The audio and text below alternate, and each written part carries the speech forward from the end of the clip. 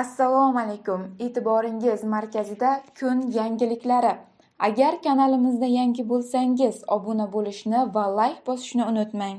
O'zbekiston Respublikasi Vazirlar Mahkamasining qarori ayrim turdagi nafaqalarni tayinlash va to'lashni tartibga solish chora-tadbirlari to'g'risida O'zbekiston Respublikasining Mehnat kodeksiga muvofiq vaqtinchalik mehnatga layoqatsizlik, homiladorlik va tug'ish davrida yangi tug'ilgan bolani farzandlikka olgan yoki unga vasiy qilib belgilangan hamda bolani parvarishlash ta'tilidagi xodimlarga nafaqalarni tayinlash va to'lashni tartibga solish maqsadida Vazirlar Mahkamasi qarori qabul qilindi.